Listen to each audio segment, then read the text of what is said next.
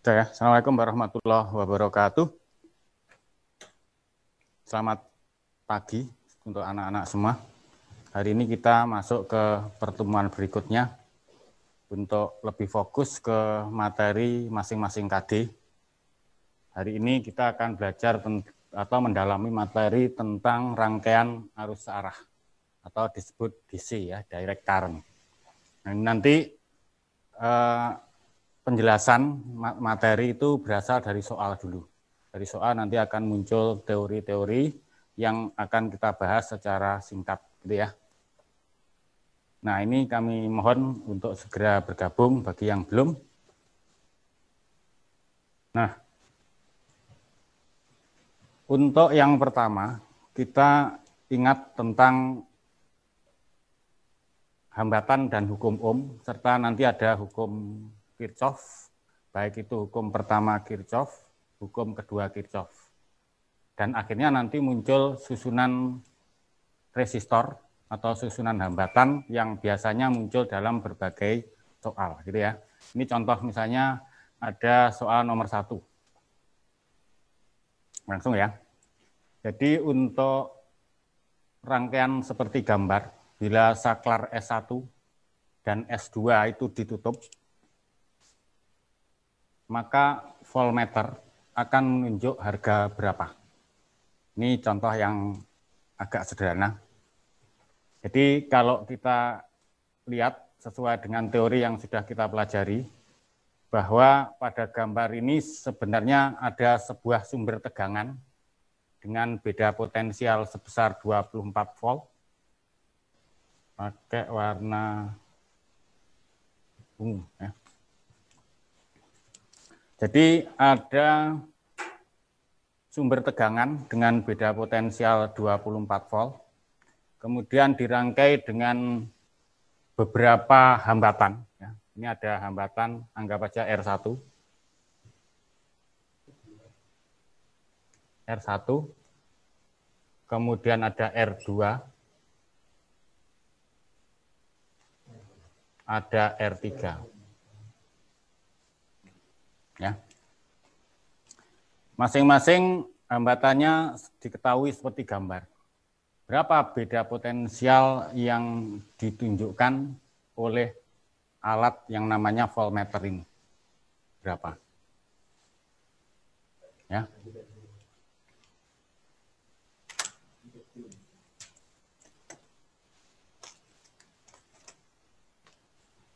Nah, untuk mengerjakan soal seperti ini, yang perlu kita ingat, yang pertama ada konsep namanya konsep hukum Ohm. Ya. Hukum Ohm. Hukum Ohm itu sederhana saja bahwa ada persamaan V sama dengan I dikali R. Kemudian yang kedua, konsep yang perlu kita ingat bahwa dalam sebuah rangkaian itu ada yang dinamakan, kalau kita tulis ya, rangkaian listrik.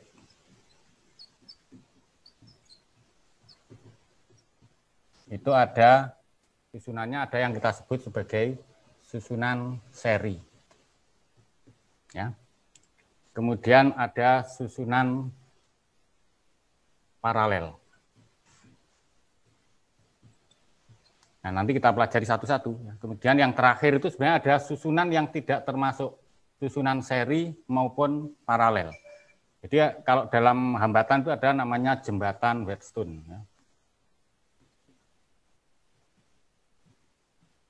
Nah, ini nanti sambil melihat soal, kita akan mempelajari ini semua. Yang jelas, kalau kita lihat dari susunan hambatan ini, untuk hambatan R2 dan R3 ini tersusun secara paralel. Kemudian akan dirangkai lagi dengan R1 yang tersusun secara seri. Makanya rangkaian seperti ini, nanti kalau kita sederhanakan bentuknya sebenarnya akan seperti gini. Ya. Nah. Ini V ya, 24 volt. Di sini tetap R1. Nah, ini adalah sebenarnya adalah paralel. Ya, paralel, yang mana untuk paralel mencari hambatan pengganti itu rumusnya seper, ya, seper. Jadi kalau misalnya, oh ini berarti paralel, hasil paralelnya nanti diseri dengan R1. Jadi RP-nya berapa? Kita cari dulu ya di sini, bahwa RP itu rumusnya akan seper RP, sama dengan kalau sesuai dengan gambar itu adalah seper R2 plus seper R3. Atau cara langsung biasanya saya pakai RP, itu sama dengan KPK-nya, kalau kita lihat di situ, KPK dari 3 dan 6 itu berarti 6, dibagi pengalinya ya. 3 kali berapa sama dengan 6, berarti 2 ya. Kemudian 6 kali berapa sama dengan 6, itu adalah 1. Sini ya caranya. Nanti ketemunya berarti, oh hambatan pengganti susunan paralel itu adalah 6 dibagi 3 ya, sama dengan 2 ohm. Nah, ini 2 ohm di sini. Nah, RP yang 2 ohm nanti akan dirangkai seri dengan R1. Ya. Nah, ini nanti kita cari arusnya menggunakan rumus hukum ohm gitu. Jadi berapa R totalnya dulu?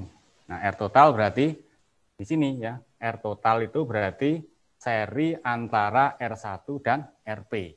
Nah, rumus seri itu di sini. Kita ingat bahwa kalau rangkaian itu seri, maka rumusnya tinggal dijumlah aja ya, R1 plus, kalau di sini berarti plus RP. Kalau R1-nya itu 3, RP-nya itu 2, berarti ketemunya ya 3 ohm ditambah 2. Nanti sama dengan 5 ohm. Gitu ya. Nah, RS itu sebenarnya adalah hambatan total dari R1, R2, R3. Kalau ditanyakan berapa tegangan yang ditunjukkan oleh voltmeter, nah, tegangan yang ditunjukkan oleh voltmeter posisinya di sini, itu sebenarnya ya arus yang mengalir pada hambatan paralel ini ya kali R paralel. Nah, arusnya berapa? Nah, arus yang mengalir pada hambatan paralel itu tidak lain sama dengan arus keseluruhan ini. Kita ingat ya bahwa voltmeter itu memang didesain agar arus yang mengalir pada voltmeter itu kecil sekali. Ya, sehingga kalau misalnya gambarnya seperti ini, R total atau I total di sini, itu sebenarnya sama dengan I yang mengalir pada hambatan RP. Ya. Nah, I totalnya berapa? I totalnya nanti bisa dicari dengan menggunakan hukum Ohm, bahwa I yang mengalir pada rangkaian itu akan sama dengan V dibagi R totalnya. R totalnya di sini, RS ya. Sehingga nanti akan ketemu, oh V totalnya adalah 24. RS-nya adalah 5. Maka I total yang mengalir pada rangkaian sama dengan 24 dibagi 5. Berarti berapa? 48 bagi 10 kan? 4,8 ampere. Ini arus yang mengalir pada rangkaian. Dari sini sampai ini. Kemudian kalau ditanya berapa tegangan yang ditunjukkan oleh voltmeter, tegangan sesuai dengan hukum Ohm sama dengan I kali R. Kalau tegangan pada voltmeter, itu artinya berarti ya sama dengan I yang mengalir pada rangkaian voltmeter ini, pada voltmeter, dikali R pada voltmeter itu. Sehingga kalau kita cari V voltmeter, ya, V voltmeter, V, anggap aja ini V di sini V1. V1 itu berapa? Nanti akan sama dengan I yang kita cari tadi dikali RP ya. Jadi hasilnya I-nya tadi ketemu 4,8, RP-nya adalah 2 ya. Sehingga 4,8 kali 2 hasilnya 9,6 volt. Nanti sama kalau misalnya ada pertanyaan dikembangkan berapa tegangan pada R1. Ya sama, berarti artinya ya sama dengan I1, I yang mengalir pada R1 dikali R1 itu sendiri. Nah, misalnya I-nya 4,8 ya kali 3 gitu ya. Jadi seperti itu. Nah, nanti untuk ngecek apakah jawaban kita itu benar, berarti V pada RP dengan V pada R1 kalau kita jumlah harus sama dengan 24 volt ya, di sini. Itu ya. Itu teori dasarnya. Jadi kalau kita belajar fisika, belajar utamanya materi listrik dinamis, listrik mengalir, kita tak lepas dari yang namanya susunan rangkaian seri dan paralel. Itu ya, berarti untuk nomor 1 jawabannya sudah ada kuncinya, yaitu di C ya, 9,8. Ya. Ini sambil mengingat-ingat teori tentang susunan seri dan paralel. Oke ya. Ini yang nomor 1. Kemudian yang nomor berikutnya, nomor 2. Ini saya ingin memperdalam teori tentang susunan rangkaian yang tidak termasuk seri dan tidak termasuk paralel. Namanya susunan jembatan Wheatstone. Jadi ada gambar seperti ini. Ya. Ada baterai. Sigma itu menunjukkan GGL ya. Jadi GGL, contoh baterai, ya, tidak saya sebut mereknya tertentu. Itu kalau yang umum itu GGL-nya 1,5 ya. Kemudian R kecil itu namanya hambatan dalam. Jadi hambatan yang dikandung di dalam elemen, dalam baterai. Ya. Kemudian dihubungkan dengan beberapa hambatan yang tersusun seperti ini. Nah, susunan ini namanya susunan jembatan Wheatstone. Ya. Jadi ini namanya jembatan Wheatstone. Wheatstone nama orang ya. Kita ingat bahwa susunan jembatan Wheatstone itu spesifik karena tidak termasuk dalam susunan seri, tidak termasuk dalam susunan paralel. Jadi kita ingat ya untuk jembatan Wheatstone, karena di pagi hari itu kita belum membahas secara detail Wheatstone ya. Wheatstone ya. Jadi susunan umumnya begini loh. Ada 5 buah hambatan dirangkai seperti ini. Begini. Nah, ini seri ya tidak, paralel ya tidak ya. Namanya susunan jembatan Wheatstone. Anggap aja misalnya nilai hambatan masing-masing misalnya R1, R2, R3, R4, R5. Saya beri notasi ini ya, A, B, C, D. Susunan seperti ini namanya susunan jembatan Wheatstone. Nanti untuk mencari berapa hambatan pengganti dari 5 buah hambatan ini, maka akan berlaku 2 hal. Yang pertama jika R1 kali R2 sama dengan R1 kali R3. R1 kali R3. R1 kali R3 ya.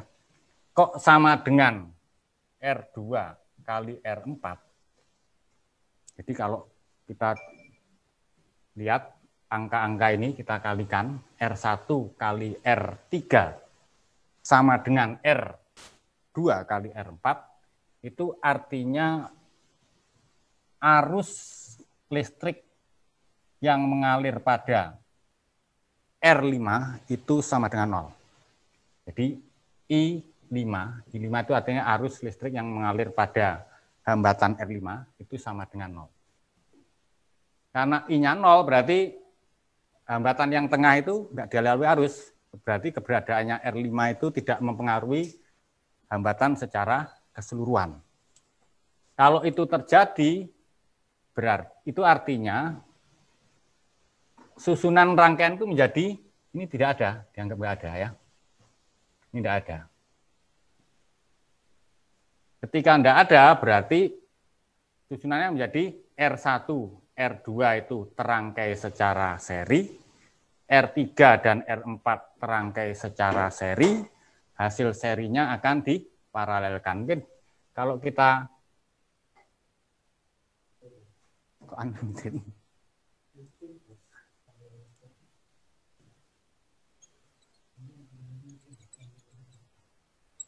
gini ya, nanti rangkaian menjadi, oh ini berarti R1, ini R2, R3, R4, ya.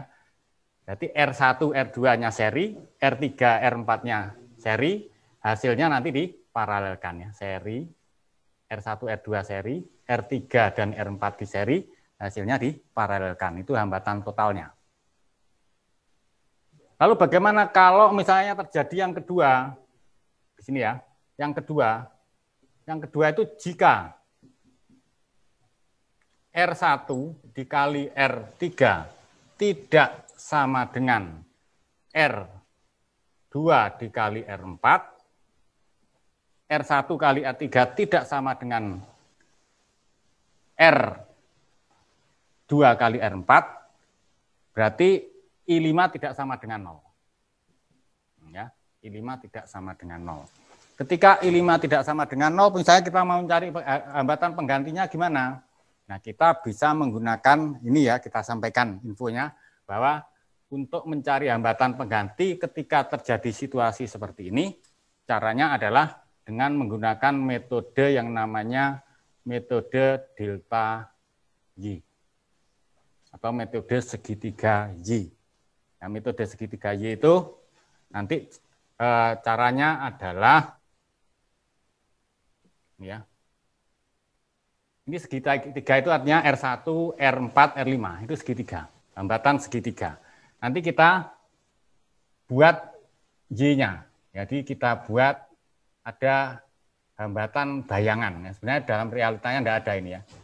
Begini. Begini ya.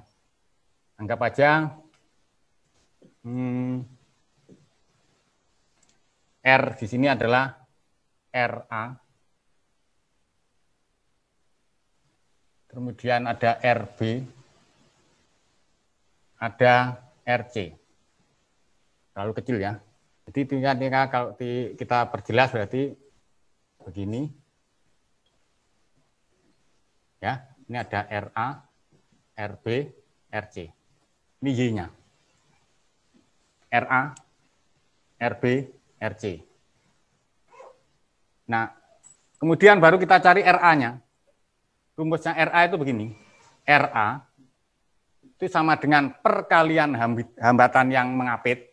Jadi RA itu diapit oleh R1 dan R4 ya.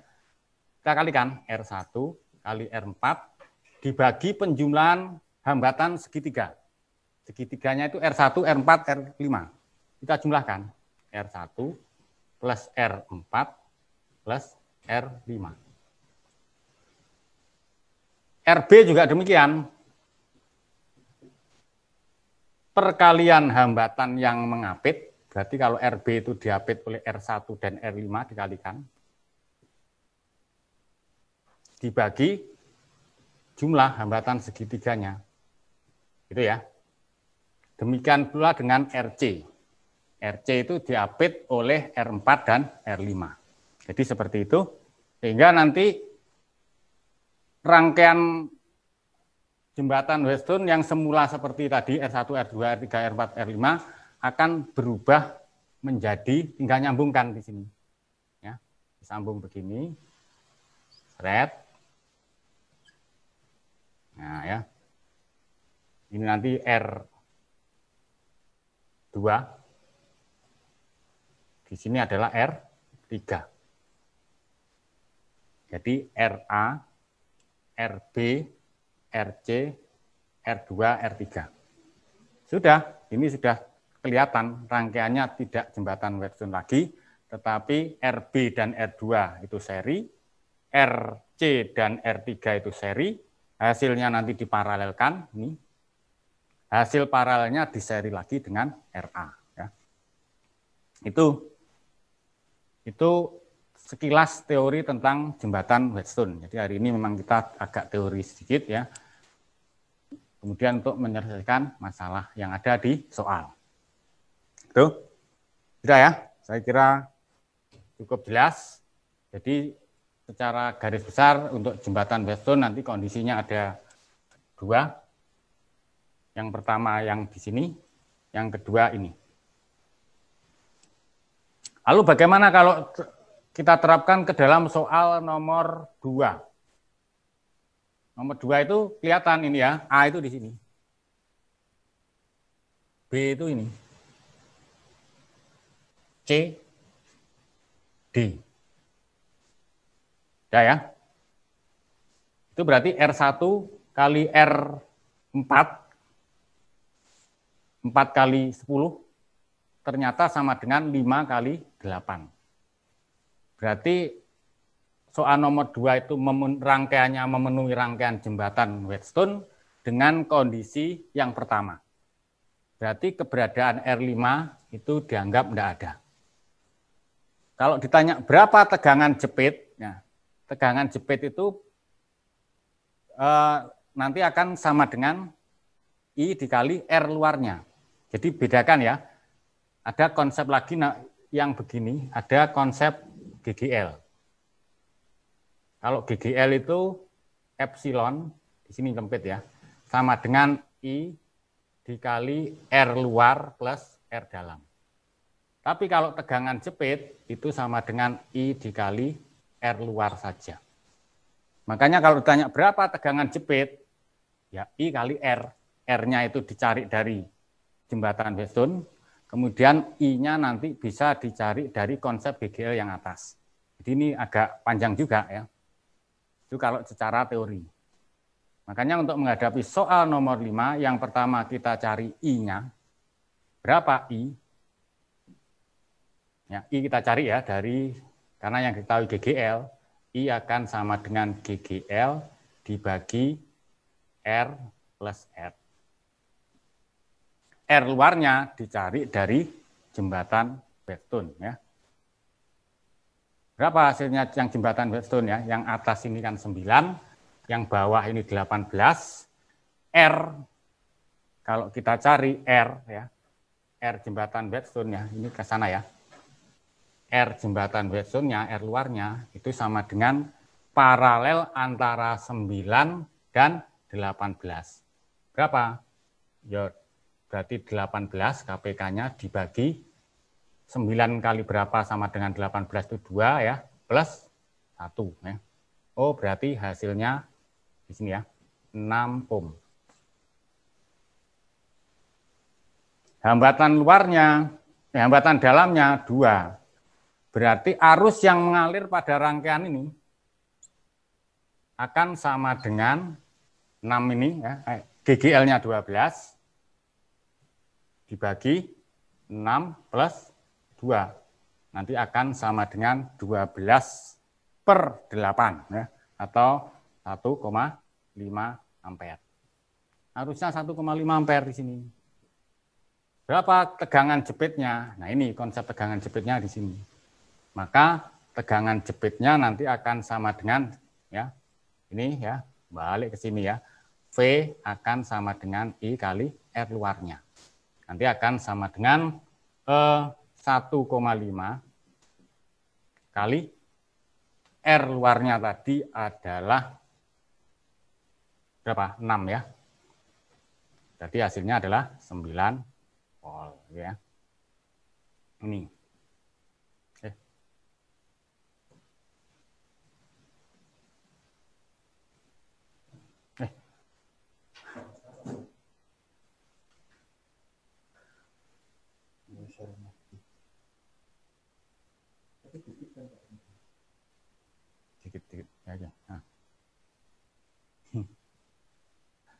ruwet.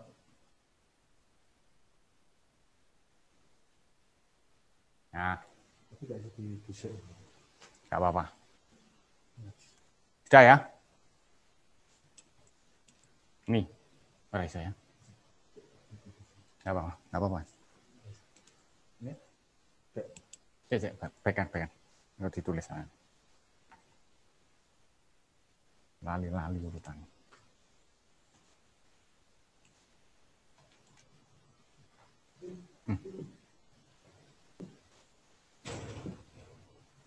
Set.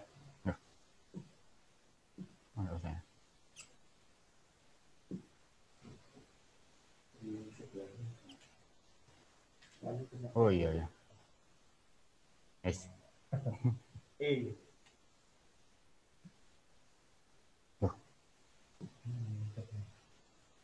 Mas.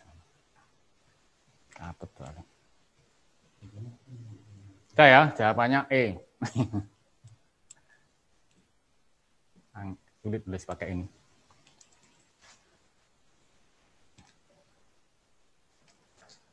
Sudah? Terus, ini masih mirip memang. Kalau yang nomor 3, itu sebenarnya juga rangkaian jembatan Weston, tapi lebih ke sifatnya praktek ya. Jadi biasanya kalau kita di lab, kita bisa menggunakan rangkaian seperti ini untuk menentukan hambatan suatu benda ya. Jadi misalnya Y ini sebuah lampu ya, ini anggap aja sebuah lampu. Kemudian mau kita cari berapa hambatan lampu itu, R-nya berapa. Maka kita bisa mengukur dengan menggunakan rangkaian seperti ini. Jadi ini X ini adalah hambatan yang sudah diketahui nilainya. Kemudian AB ini kawat, ya, kawat. Terus yang tengah ini adalah galvanometer. Jadi galvanometer itu alat yang sangat sensitif terhadap arus. Ya. Jadi ada galvanometer, ada hambatan yang sudah diketahui. Ini sudah diketahui R-nya.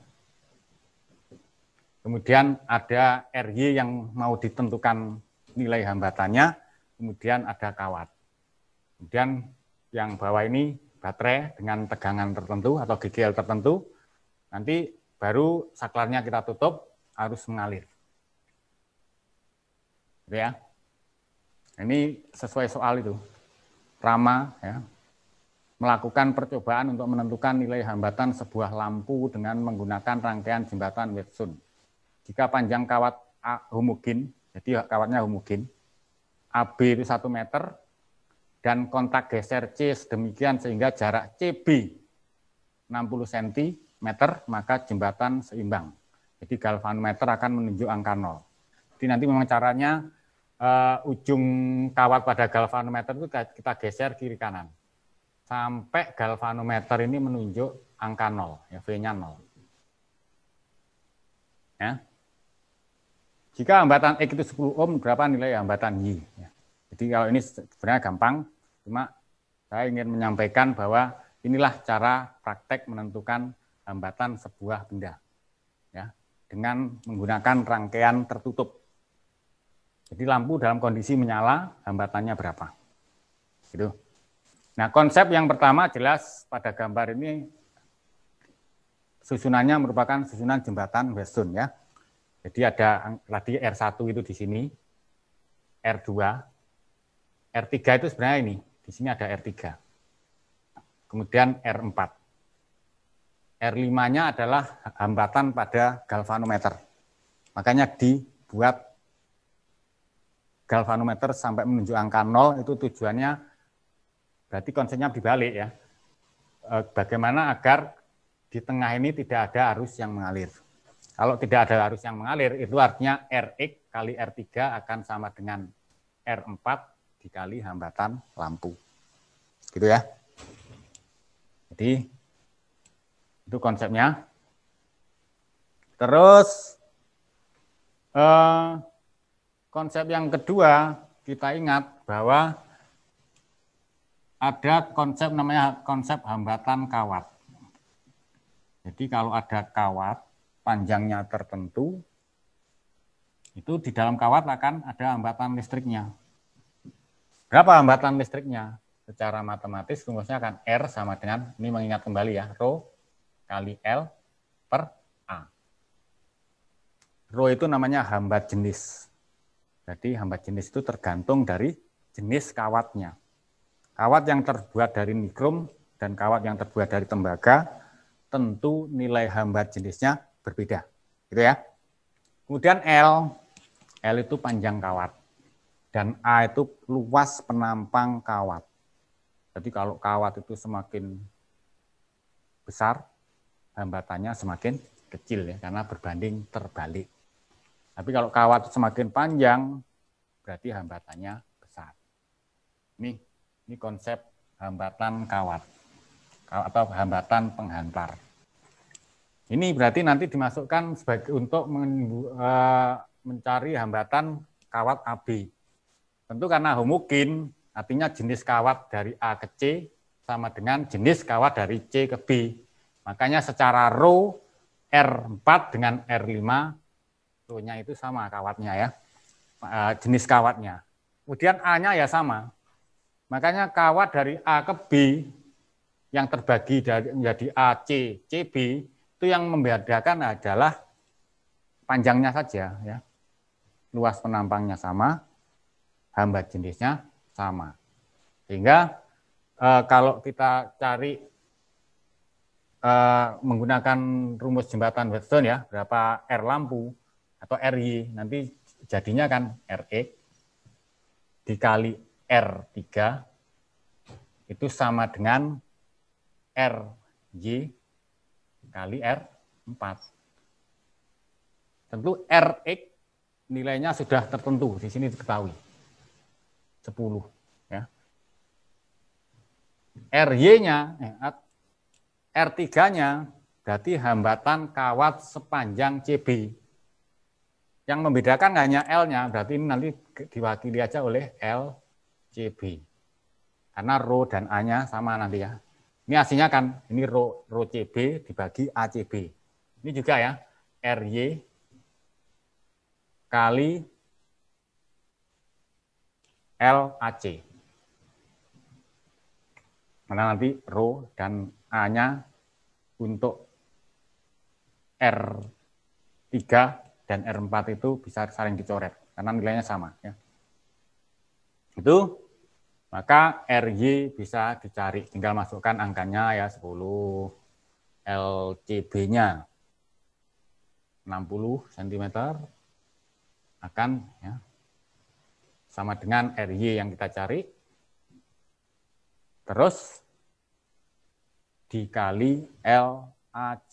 Berarti kalau panjang AB itu 1 meter, LCB-nya 60 cm, maka LAC-nya akan sama dengan 40 cm ya. Cm nanti bisa dicoret. Maka RY bisa dicari ya. Temu RY ya.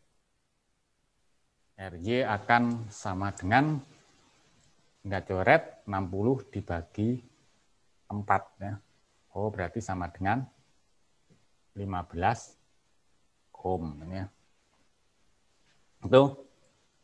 Itu lebih praktis ya. Jadi nomor 3 itu sebenarnya soal jembatan Wheatstone, tapi saya ingin menunjukkan ini lebih praktisnya seperti ini.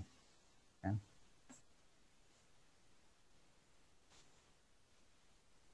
Sudah ya. Terus nomor berikut.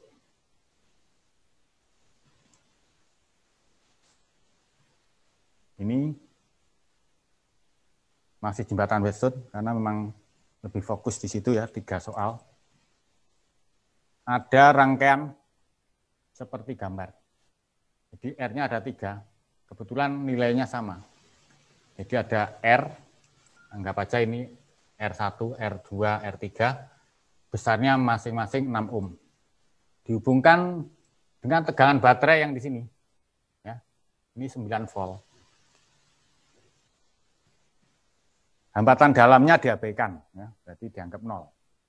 Berapa arus yang mengalir pada rangkaian ini? Nah, yang jadi pertanyaan, R1, R2, R3 itu sebenarnya seri apa paralel? Seri apa paralel? Ya. Kalau tidak ada kawatnya ini ya seri. Ya. Jadi sebenarnya kan kalau kita gambar ada rangkaian seri. Nah, gini kan. Misalnya sama R. Terus tak beri kawat di sini. Seret. Apa kita tetap seri? Ternyata enggak. Ini jadi rangkaian namanya rangkaian jembatan Wheatstone ya. Jembatan Wheatstone dengan tadi berarti ini A tetap ya. Ini B, C, D. Berarti R1-nya 0, ya toh? R2-nya R. Ini anggap aja R2. R3-nya di sini, ya toh? R3-nya 0 juga. R4-nya R. R5-nya ya R. Ya, jembatan Wheatstone. Nanti coba diurut jembatan Wheatstone ya. Tentu kalau kita lihat berarti R1 kali R3 tidak sama dengan R2 kali R4. Karena R1 kali R3 itu kan 0. R2 kali R4 itu R kuadrat. Karena R2-nya itu R, R4-nya R. Sehingga susunannya enggak atau tidak berlaku R1, R3 sama dengan itu. Maka caranya ya pakai metode yang disebut sigma Y tadi. Ya. Jadi kalau biar tambah jelas saya buat mirip ya rangkaiannya begini.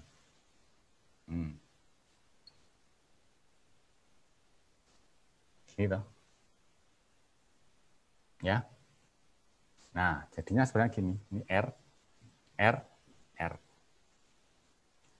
R1 kali R3 tidak sama dengan R2 kali R4.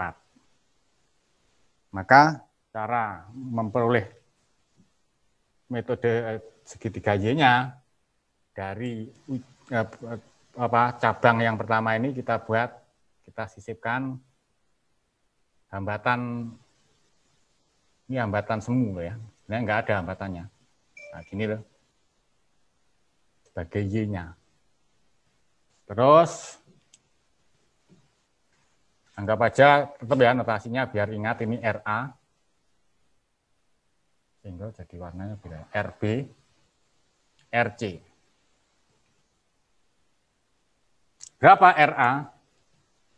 RA itu perkalian hambatan yang mengapit, berarti 0 kali R, dibagi penjumlahan hambatan segitiga, 0 tambah R tambah R, gitu ya. Hasilnya mesti 0. RB juga demikian, hambatan yang mengapit kan 0 kali R.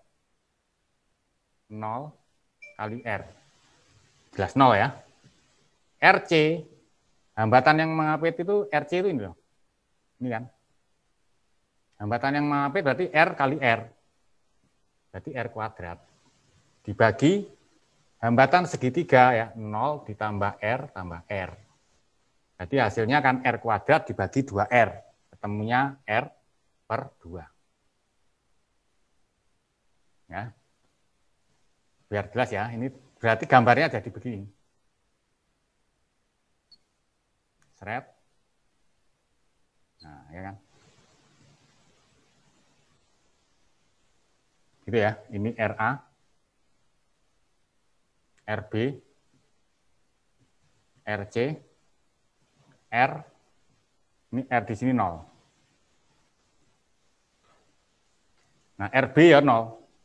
Berarti yang pertama kan seri antara RB dan R. 0 dengan R, berarti hasilnya R. RC-nya R per 2. RA-nya ini 0. Berarti yang tersisa kan tinggal R dan R per 2 dirangkai secara paralel. Ya, ini R, RC itu R per 2. Ini loh. Berarti kan paralel antara R dan R per 2. Berarti R totalnya berapa? paralel antara R dan R per 2. Berarti nanti hasilnya pasti sama dengan R dibagi 2 tambah 1 kan, berarti sama dengan R per 3. Ini hambatan totalnya. Jadi R kalau seperti ini, nilai hambatan pengganti totalnya adalah R per 3. Kalau R masing-masingnya itu 6, berarti ketemunya nanti ya sama dengan 2 ohm. Ya. Ternyata kesimpulannya apa? Dari sini dulu. Nah, kesimpulannya adalah ketika ada rangkaian itu dirangkai secara, atau hambatan dirangkai secara seri, kemudian saya sisipkan kawat begini, maka rangkaian itu nilainya akan sama dengan paralel ya. Nah, R kalau dirangkai secara paralel hasilnya kan R per 3 juga ya, sama kan. Berarti bisa seri diubah jadi paralel, caranya gimana ya? Diberi kawat. Nah, itu konsep ya tentang jembatan Wheatstone apabila perkalian silangnya tidak sama. Nah, kalau nyari R, cari I-nya ya gampang ya, tinggal berapa I? I ya sama dengan V per R. Kalau misalnya dalam soal ini kok hambatan dalamnya itu diketahui, nanti ya tinggal epsilon dibagi R plus R. Berapa hasilnya ini? V-nya itu 9 volt, hambatan pengganti RRR tadi adalah 2 ohm. Ya, jadi hasilnya gitu ya.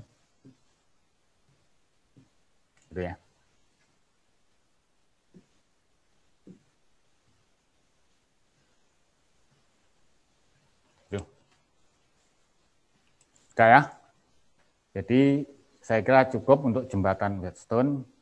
Ada 2 ya, kalau disilangkan perkaliannya itu hasilnya sama, itu agak mudah karena I di tengah itu 0. Tapi kalau tidak sama nanti caranya begini. Itu. Terus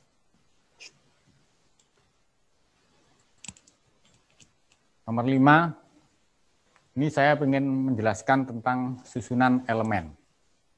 Ya. Susunan elemen atau susunan baterai. Jadi kalau dulu waktu saya kecil ya, kalau kita masang baterai di radio gitu, itu mesti dirangkainya secara seri. Kenapa? Nah, ini jawabannya di sini. Jadi ada 4 buah elemen yang identik masing-masing dengan GGL 2 volt disusun paralel. Nah ini GGL, ya. GGL itu berarti E. Kemudian kedua ujungnya saling dihubungkan dengan seutas kawat yang hambatannya 3,95 ohm. Jika kuat arus yang mengalir pada rangkaian itu 0,5 ampere, maka hambatan dalam masing-masing berapa? Jadi mungkin kalau kita gambar begini ya, ada baterai lagi, ada 4, dirangkai paralel ini. Kemudian baru dihubungkan dengan kawat yang punya hambatan R. Ini identik ya, masing-masing baterai itu punya GGL E, hambatan dalamnya R kecil. Sehingga mengalir arus I. Nah ini artinya elemen tersebut dirangkai secara secara paralel. Nah kalau beberapa elemen dirangkai secara paralel, maka yang berlaku nanti misalnya kita mau mencari I pakai sesuai dengan rumus hukum Ohm, itu besarnya sama dengan ini, E dibagi R plus R per M. M itu jumlah baterainya. Itu artinya apa?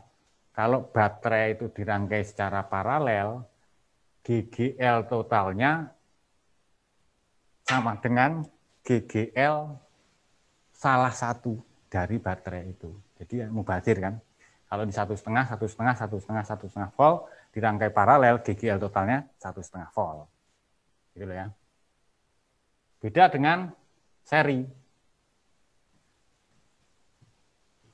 Ya, seri. Jadi ada baterai ini dirangkai secara seri, dihubungkan dengan lampu misalnya.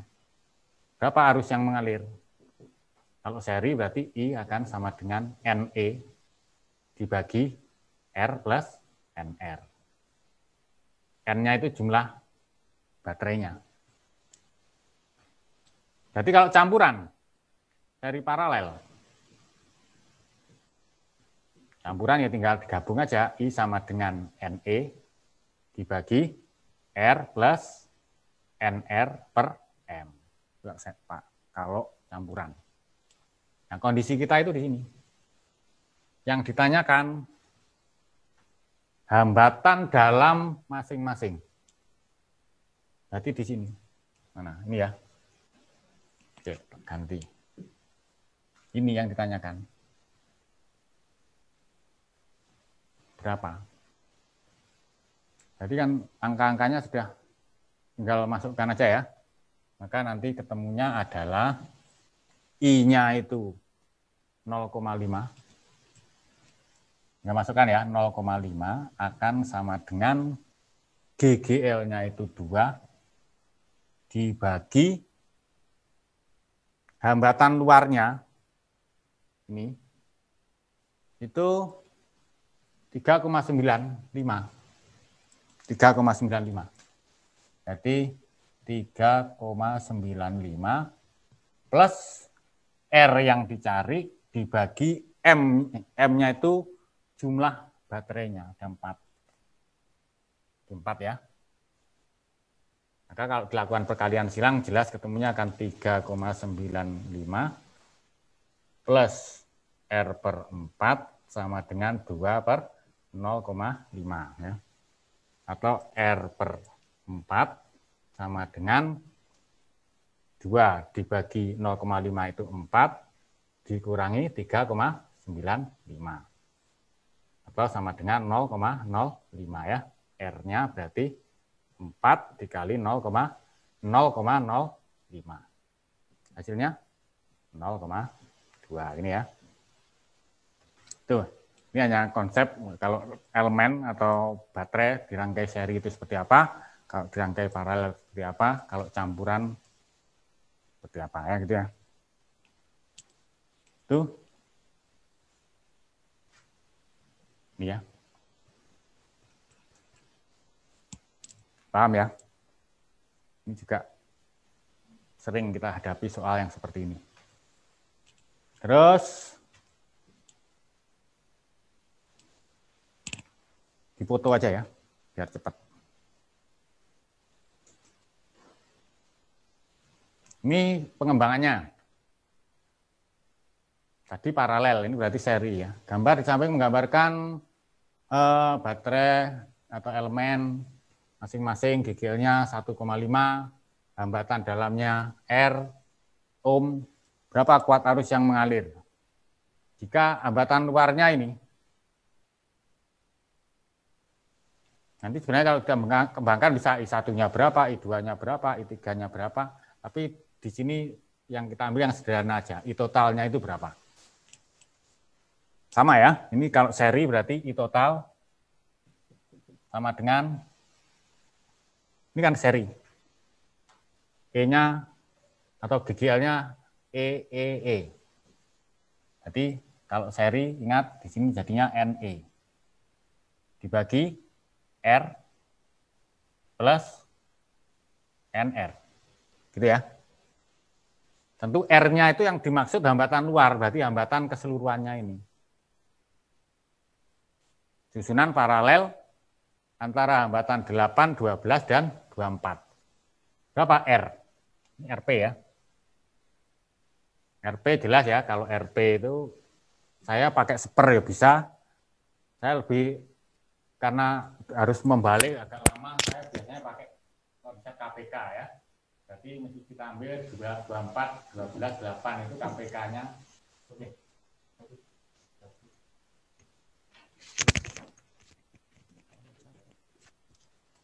Bentar ya.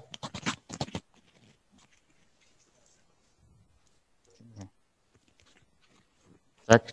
Ya. KPK-nya berarti kan 24 ya, 24 gini caranya. Dibagi 8 itu berarti 3. 12 itu 2. 24 itu 1 gitu ya. Artinya kan 8 kali berapa sama dengan 24. 12 kali berapa dan gitu ya. Itu cara mudahnya biar cepat. Berarti hasilnya kan 24 dibagi 6 ya. 24 dibagi 6, ketemunya berarti 4 ohm. Ini berarti pengganti 8, 12, 24 itu adalah 4 ohm. Masukkan di sini. Maka hasilnya adalah jumlah baterainya itu 4, DGL-nya adalah 1,5 dibagi R-nya tadi ketemu 4 plus 4 dikali 0,25 ya. Hasilnya adalah 6, 4 kali 1,5 ya dibagi 5 ya. 4 kali 4 ditambah 4 kali 0,2. 4 kali 0,215 itu 1. Jadi hasilnya ini ya. 12/10.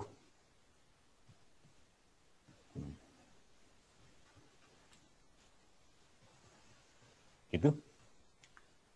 Sudah ya, jadi susunan namanya susunan elemen atau susunan baterai. Ada seri, ada paralel, ada campuran. Sudah? Terus nomor 7. Nomor 7 itu saya ingin mengajak untuk mengingat terutama kaitannya dengan hukum kedua Kirchhoff. Ya, hukum Kirchhoff kan ada 2 ya. Yang pertama namanya hukum pertama Kirchhoff. Jadi gampang kalau hukum pertama Kirchhoff, hukum Kirchhoff hasilnya ya, nggak bacanya, tapi nggak apa-apa ya, ilat. Sudah Jawa itu gini. Jadi yang pertama namanya hukum pertama Kirchhoff.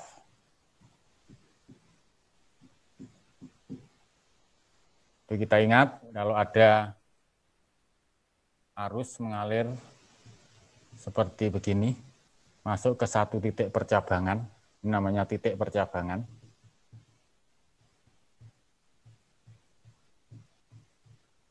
Ini arus masuk I1, I2, anggap aja, yang keluar I3, menurut hukum pertama Kirchhoff, I1 tambah I2 sama dengan I3. Arus yang masuk atau sigma I masuk sama dengan sigma I keluar. Kalau yang kedua, ini kaitannya nanti dengan rangkaian majemuk dan sebagainya. Itu bunyinya begini.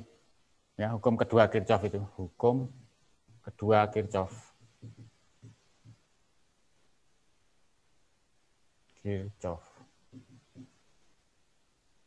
Dalam satu rangkaian, dalam rangkaian satu putaran, jumlah GGL dan penurunan tegangan itu sama dengan 0.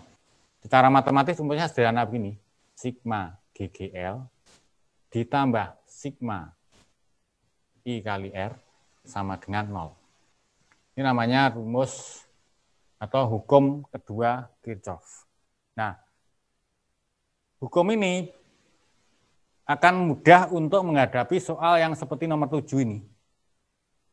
Jadi ada rangkaian, nah ini rangkaian yang kalau dilihat arah arusnya bingung ini ya. Jadi ini kan ada 3 buah baterai E1, E2, E3. Dirangkai seperti ini. Kemudian ada hambatannya. R1, R2, R3. Ini R3 ya. Kalau berapa tegangan antara A dan C? Antara A dan C itu tegangannya berapa? Apa 8? Enggak juga ya. Apa 2? Ya, harus dicari. Nah, untuk mencari rangkaian begini namanya rangkaian majemuk ya. Cirinya ada E-nya ada, sumber tegangannya ada lebih dari 1. Nah, ini langkah yang harus kita tempuh itu biasanya menggunakan loop ya. Jadi ada loop. Cara loop ya. Nah, loop itu ada aturannya. Bagaimana langkah mencari nilai yang ada di rangkaian ini dengan menggunakan loop itu ya. Langkahnya yang pertama jelas ya, kita buat loopnya dulu. Jadi loop ya, kita buat loopnya. Sembarang, boleh searah perputaran jarum jam atau berlawanan. Kalau seperti ini berarti misalnya saya buat begini. Boleh ya, dibalik ya boleh. Udah ya, yang pertama. Yang kedua, memisalkan arah arus pada rangkaian. Sembarang juga, karena kita kan enggak tahu ini kalau dilihat dari E2 harusnya ya dari A ke D ya. Tapi kalau dilihat dari E3 harusnya ke sana, kan tabrakannya. Kemana yang betul? Nah ini kita, cara pertamanya kita misalkan. Karena memisalkan ya terserah kita. Kalau saya misalnya saya misalkan begini ya boleh. Nah, I. Tidak ya, 2 langkah ini. 1, membuat loop. Yang kedua, memisalkan arah arus yang ada pada rangkaian. Baru ada aturannya. Aturan yang pertama, aturan untuk GGL. Aturan untuk GGL itu begini, jika kutub sumber tegangan ketemu dengan loop itu pada kutub negatif, maka E-nya negatif. Kalau ketemunya pada kutub positif, maka E-nya positif atau GGL-nya positif. Jadi contoh misalnya ini dimulai dari E1 ya. E1 itu kalau dilihat dari loop ini, oh ketemu di kutub negatif ya, yang pendek negatif. Maka sigma E itu artinya kan E1 tambah E2 tambah E3. Karena ini pertemuannya pada loop itu pada kutub negatif, maka E1-nya nanti negatif. Ini E1. E2-nya diurutkan aja, oh ke sana, oh berarti loop ketemu di loopnya itu pada kutub positif ya. Oh berarti E2 positif. E3-nya negatif lagi. Ini ya. Sudah kan? Ini namanya sigma E. Sigma GGL. Sudah ya? Positif negatifnya sudah. Baru masuk ke sigma IR. Sigma IR itu berarti ya plus I kali R keseluruhan. Cuma I itu nanti bisa positif, bisa negatif. Aturannya adalah jika arah I yang saya misalkan itu kok searah loop, ya, I-nya ke sana, loop-nya begini, maka I yang di sini positif. Makanya memisalkan arah I itu terserah kita. Nanti pengaruhnya ditanda ini. Hasilnya sama saja kok, nggak usah khawatir ya. Kali R total. R total ya R keseluruhan itu. Karena rangkaiannya seri, ya, R-nya berarti tinggal jumlahkan.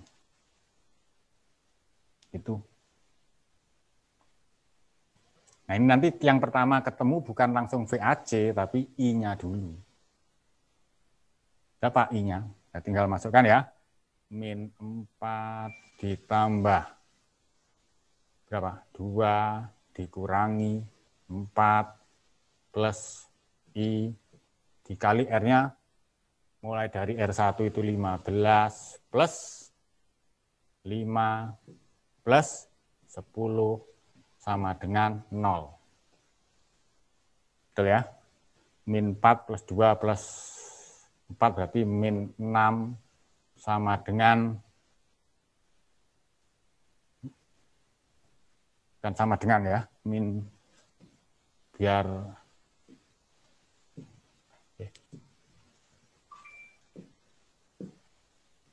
min 6 plus I dikali 30 ya, 15 tambah 5 tambah 10 sama dengan 0. Artinya I-nya ketemu ya sama dengan piro? 6/30 ya. Hasilnya 1/5 ya, 0,2 ampere. Itu arusnya. Arus di sini. Kalau ketemunya plus berarti pemisahan saya itu benar. Berarti arus ini memang ke sana. Muter begini ya. Kalau ketemunya min berarti pemisahan saya tadi terbalik. Nah, berapa VAC? Kalau dicari berapa VAC? Mencari VAC boleh melalui jalur atas ke sana. Ya, tetap menggunakan hukum kedua Kirchhoff sama dengan sigma E ya. Jadi kalau dari A ke C itu kan bukan satu putaran ya, sama dengan V. Kalau satu putaran dari A ke A lagi 0. Ya, jadi jumlah GGL ditambah penurunan tegangan, satu putaran itu 0. Kalau dari jumlah GGL plus penurunan tegangan dari A ke C ya sama dengan VAC. Gitu. Nah, VAC-nya berapa? Kalau lewat jalur atas berarti min E3, dilihat gambarnya ya. Min E1 plus I dikali R1. Boleh ya. Lewat jalur bawah ya boleh. Lewat sini. Kalau lewat bawah berarti min E2. Benar ya? Nah, arusnya akan ke kiri. Berarti melawan loop yang baru yang dari bawah ini. Nanti berarti min. Karena arus realnya itu ke kiri, loopnya tarik dari A ke C itu ke kanan. Makanya ini nanti jadi min ya, min I. Dikali R-nya dari A ke C itu ada R2 plus R3. Hasilnya harus sama. Ya. Jadi seperti ini misalnya ya, berapa ini?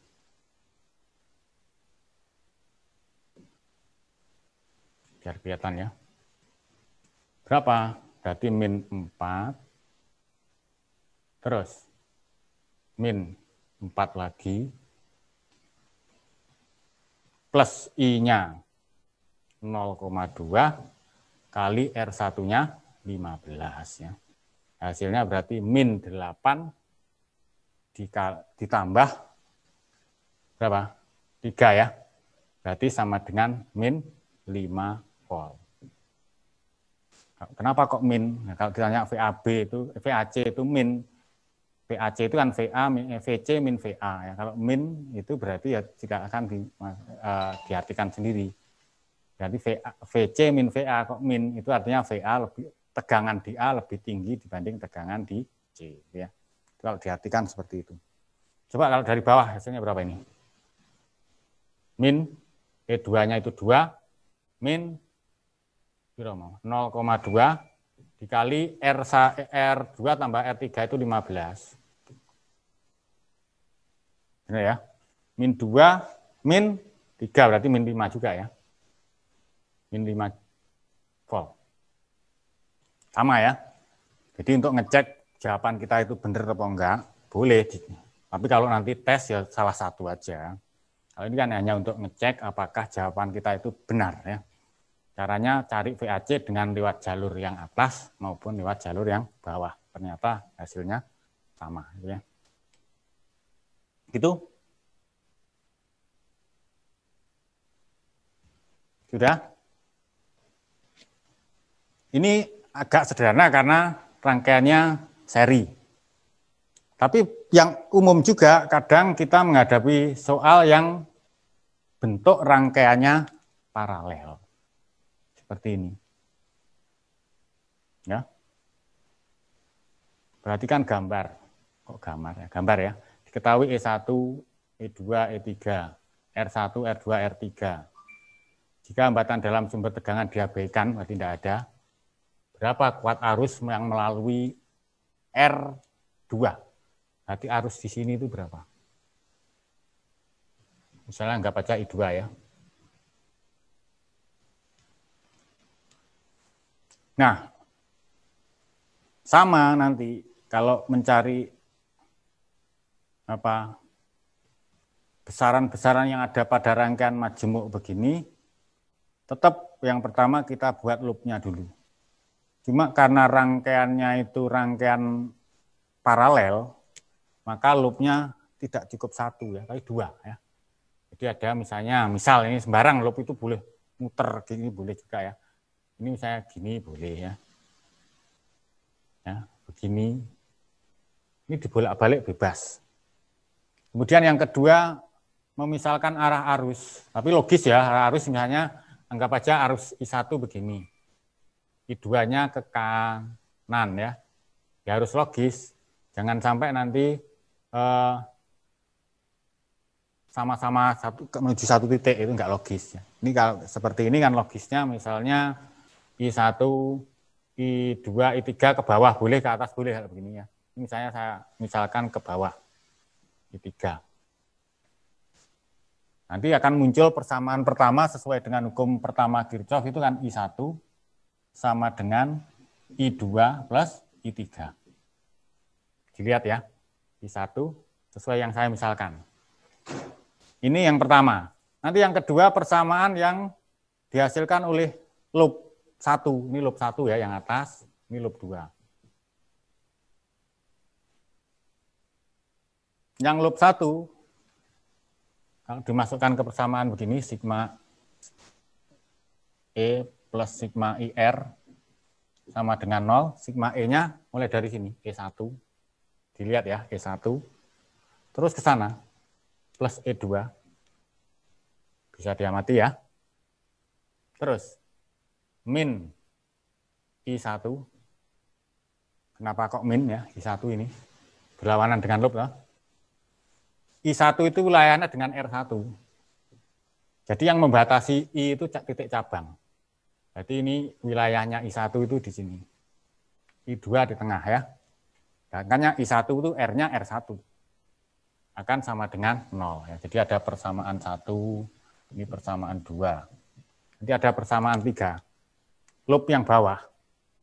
Loop yang bawah berarti nanti nilainya mesti min E2. Diamati ya. Min E3 plus I2 kali R2. Oh maaf, ini tadi R-nya masih kurang ya.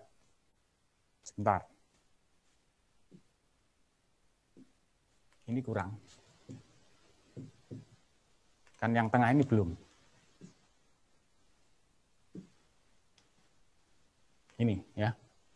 Berarti dilihat ya, min I2 kali R2 sama dengan 0. Bisa diamati. Terus, ini juga ya. Ini tadi min E2 min E3 plus I2 kali R2 min I3 kali R3 ya, sama dengan 0. Karena I3-nya saya misalkan ke bawah. Ya udah, tinggal nanti dimasukkan angkanya, substitusikan di masing-masing persamaan itu, baik persamaan 1, 2, 3, nanti ketemu jawabannya. Memang sayangnya kalau soal seperti ini jawabannya mesti panjang ya. Jadi panjang. Ini kalau kita uraikan ya, angkanya kan mesti di sini. Oke, sebentar.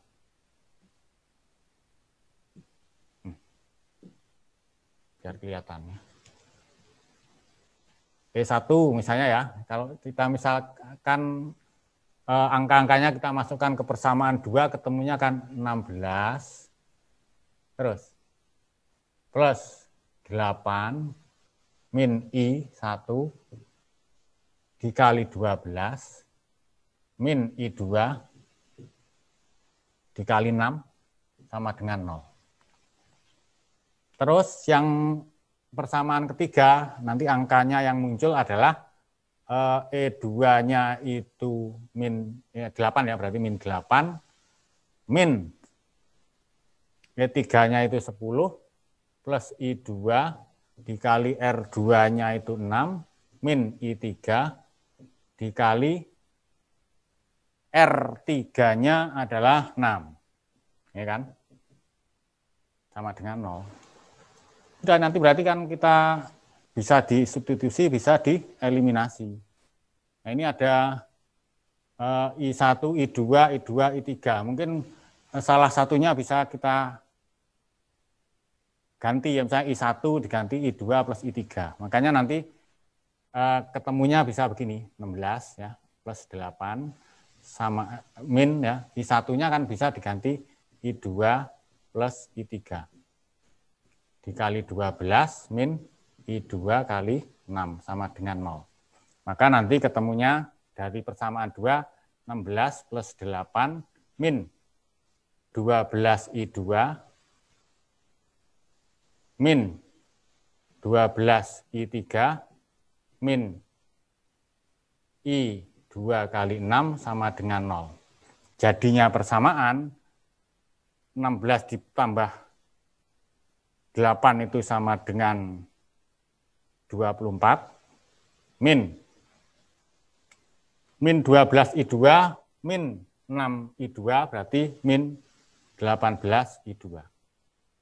Betul ya? Min 12 I3 sama dengan 0. Untuk yang persamaan ketiga nanti jadinya min 18, betul ya? Ini loh. Terus ditambah 6 I2 min 6 I3 sama dengan 0. Maka nanti bisa dilakukan cara substitusi maupun eliminasi, itu terserah ya. Contoh misalnya ini kalau cara eliminasi ini yang gini, yang atas itu kali 1, yang bawah kali 2. Jadi hasilnya berapa?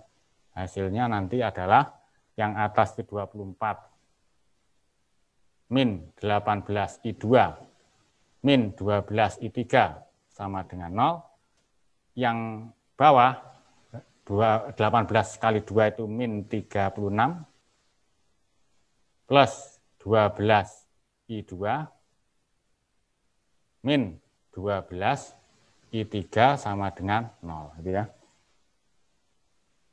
Nanti yang pertama ketemu tentu I2 ya. Karena ini kalau kita nolkan salah satu, berarti kan min biar 0 itu diminkan. Nanti min 12 I3 plus 12 I3 itu 0. Maka ketemunya berapa? Ketemunya berarti 12, pertama 24 dikurangi min 36, itu 60. Ya. Jadinya ya di sini ya, 60. Terus, min 18, min 12, berarti min 30 I2, yang terakhir itu hasilnya 0, maka sama dengan 0. I2 ketemu ya, I2 sama dengan 2 ampere. Plus, berarti sudah sesuai ya, I2 arahnya ke kanan. Kalau I2 itu 2 ampere, I3 bisa dicari ya. I3. Pakai di sini boleh ya. Pakai ini. Ya. Hasilnya atau pakai yang paling yang sudah jadi yang mana? Ya, bisa ini aja ya, nggak apa-apa ya. Ini berarti kalau pakai persamaan 2 ketemunya kan min 18 plus I2-nya itu 2 kali 6 berarti 12 min 6 I3 sama dengan 0. Maka min berapa ini? 6 min 6 sama dengan 6 I3. Artinya I3 ketemunya sama dengan 1 ya, min 1 ampere. Udah ya, berarti kalau kita tulis lagi I2-nya ketemu 2 ampere, I3-nya ketemu min 1 ampere. Kalau I3 ketemu min 1 ampere, pemisalan saya tadi ke bawah, itu real, artinya realnya nanti arah arus yang benar itu ke sana. Ya, dibalik. Nah, kalau I2-nya 2 ampere, I3-nya min 1, maka I1 bisa dicari ini. Berapa I1? I1 akan sama dengan 2 min 1 ya. 2 min 1, berarti ketemunya 1 ampere. I1 1 ampere, berarti udah benar ya, ini 1 ampere. Ini I3 ke sini min 1, berarti artinya I3 ke atas 1 ya. Ngumpul di I2 jadi 2 ampere. Gitu. Lalu bagaimana cara mencari VA? Apa tadi? Udah ketemu ya, berapa kuat arus pada R2? Udah ketemu sih, berarti ini ya, 2 ampere. Tintanya bukan VAB ya, tapi apa?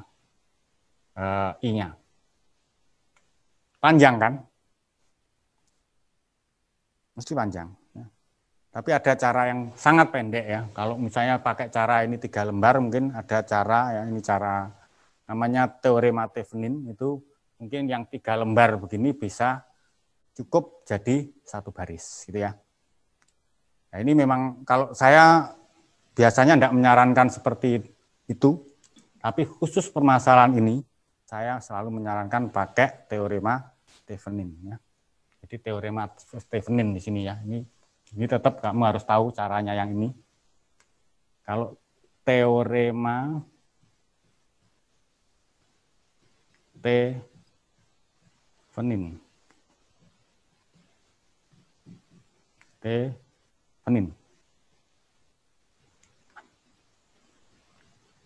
Teorema Thevenin itu cukup begini ya.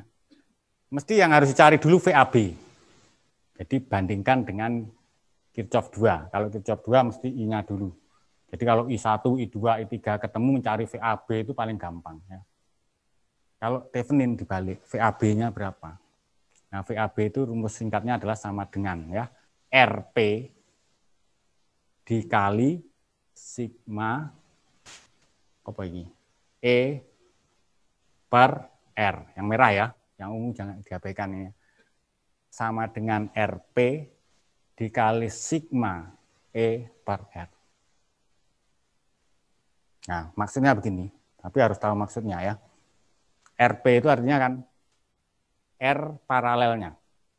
Batas paralel itu kan di titik percabangan. Jadi ada R1, R2, R3 itu paralel. Masukkan di sini. Agak di kiri ya. RP-nya berapa? R-nya kan 12, 6, 6. Kalau kita cari paralelnya, pasti KPK-nya 12. KPK ya. Ya. Dibagi berapa? Kan 12, 6, 6. Jadi kan 12 kali berapa sama dengan 12 itu kan 1 ya. 1 ditambah 2 ditambah 2 kan. Jadi berapa? 5. Terus E per R itu maknanya ya E di masing-masing cabang dibagi R-nya. Jadi misalnya untuk cabang pertama. Cabang pertama berarti kebalik. Cabang pertama itu E-nya E1 ya. Positif negatifnya tergantung ya, nariknya dari A tetap sana. Oh, ketemunya positif, berarti E-nya E1 ya. Positif. Berarti E1 per R1. Cabang kedua yang tengah. Berarti min ya. Tak geser gini ya. E2 per R2. Cabang 3 yang bawah. Plus ya. E3 per R3. Karena 2 cara ya. Tempatnya penuh jadinya. Tahu ya plus minusnya. Hati-hati. Kalau dipasangkan angkanya, nanti ketemu sama dengan 12 per 5 kali E1-nya itu 16 R1-nya 12 ditambah E2-nya 8, bukan ditambah ya, min.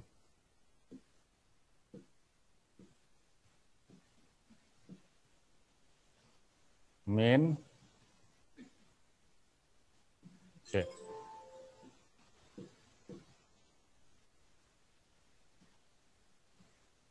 Ini muncul lagi ya. Min, nggak apa-apa ini min ya. Min 8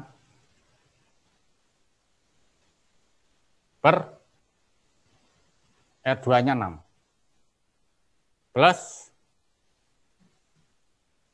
E3-nya 10 per 6.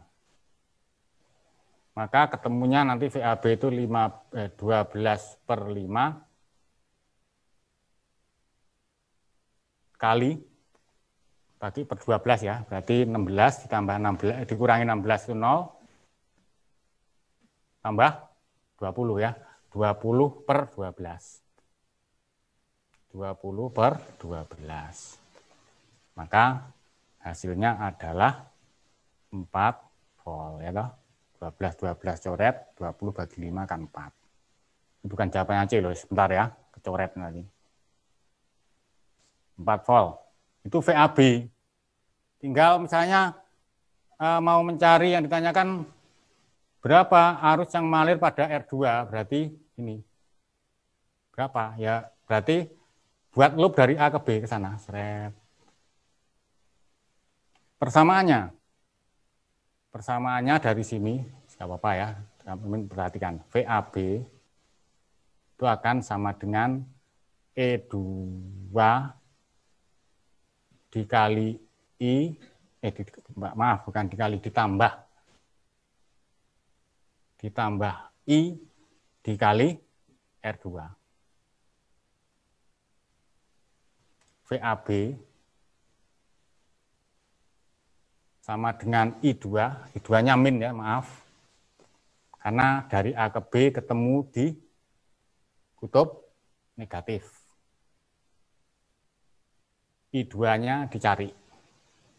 Maka ketemunya adalah VAB-nya tadi ketemu 4 sama dengan E2-nya 8 min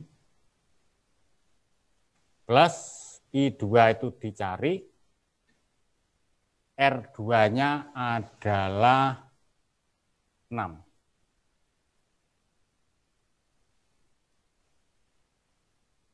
Betul ya?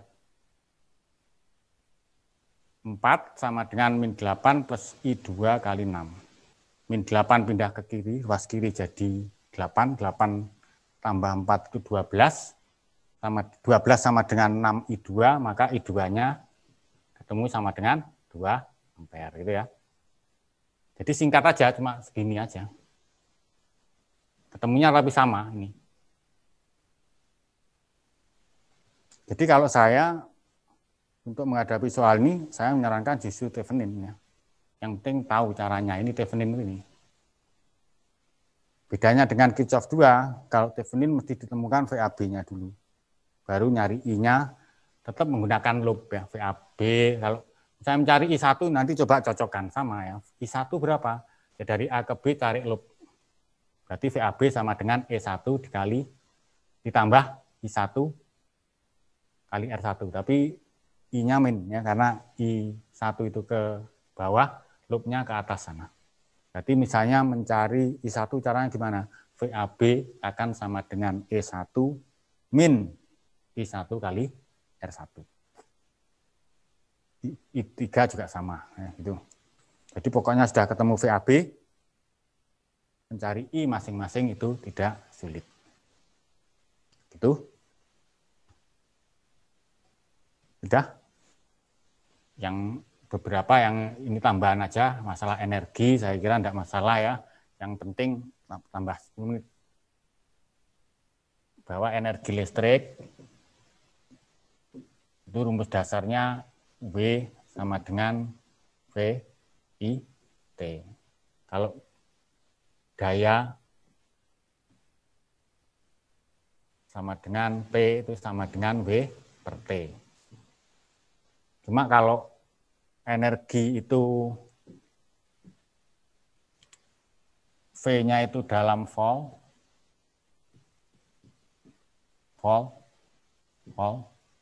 I-nya dalam ampere, T-nya dalam second, volt ampere second itu sama dengan joule. Tapi dalam prakteknya energi itu sering dinyatakan dalam satuan kWh, kilowatt hour, kilowatt jam. Makanya kalau di depan rumah kita, langganan listrik, itu meterannya itu sering disebut sebagai kWh meter. kWh meter berarti kita melihat energi yang digunakan dalam 1 bulan itu dalam satuan kWh. Ya. Kalau joule itu buat detik. Makanya kita ingat bahwa kalau 1 kWh berapa joule? Ya tinggal ngalikan 1 kilowatt itu 1000 watt, 1 hour, 1 jam itu 3.600 ya. 3.600 second. Ya. Maka hasilnya 1 kWh itu 3,6 kali 10 pangkat 6 joule. Jadi joule itu kecil sekali dibanding kWh. Kalau mencari harga satuan rekening dalam satu harga rekening itu tinggal sama dengan ya, nilainya sama dengan kWh kali harga satuan. Silahkan kalau ini mudah ya dicari sendiri. Karena kalau kita lihat ini tegangannya diketahui, V-nya, kemudian I-nya diketahui. Jadi kalau kita kalikan sama dengan watt jam ya. Ini kali ini watt jam. Biar jadi kilowatt jam bagi 1000. Biar ketemu rekeningnya kali 15 gitu ya. Silahkan dicari. Ya. Rekening. Saya kira tidak masalah, ini memang buat agak mudah. Kemudian yang sering juga, yang terakhir, tetap energi. Karena energi itu merupakan besaran yang sangat mudah diubah ke dalam bentuk lain ya. Maka kita sering juga menemukan persoalan yang terkait antar bentuk energi. Contoh misalnya ini sebenarnya melibatkan energi listrik dan energi panas, energi kalor. Jadi bagaimana proses mengubah dari energi listrik menjadi energi panas. Jadi misalnya ada elemen pemanas, kompor, tegangannya tahu, hambatannya tahu, digunakan untuk memanaskan air. Ya. Berarti ini prosesnya kan proses perubahan dari energi listrik diubah menjadi energi panas. Energi listriknya kalau sesuai dengan yang diketahui itu nanti menjadi V kuadrat per R. VIT itu jadi V kuadrat per R, ya, gabungkan dengan hukum Ohm, dikali T, akan sama dengan MC kali delta T. Yang ditanyakan berapa suhu akhir? Ya ini diuraikan. Ini menjadi MC, delta T itu berarti T akhir min T awal. Ini yang ditanyakan di sini. Gitu. Bisa ya, kalau kita masukkan coba biar cepat ya. V-nya itu 110 kali 110 dibagi R-nya 20, T-nya itu 7 kali 60 karena menit, M-nya itu 1 kg, C-nya itu 4.200, T-nya T2 dicari, T1-nya berapa itu? 20 ya. Tuh. Bisa dicoret ya. Ini dengan ini ya. Mana lagi? Seret. Saya kira gitu. Ini berarti 11 kali 11 itu 121, ini bisa dicat ya nih. Ini ya. Jadi kan 121 per 2 sama dengan T2 min 20.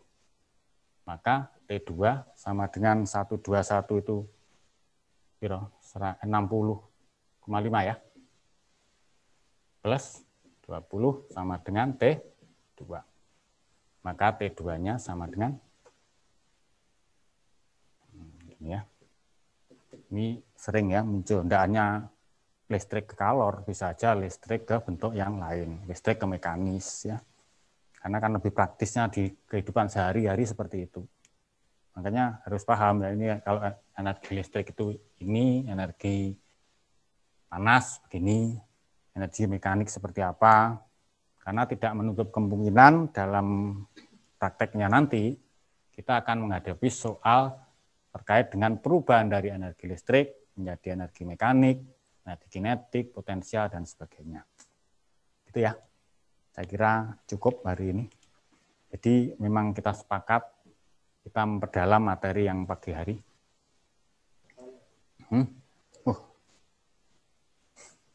Ada yang tanya? Nggak apa-apa, sekalian. Kalau yang tanya, bisa unmute dulu. Baru tanya. Raisen ya.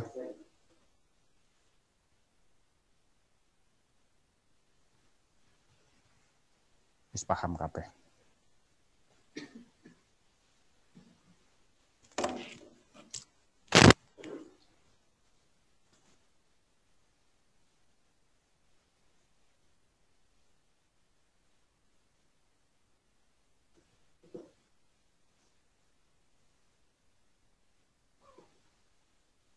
Nggak ada? Saya. Sudah mau 15 menit.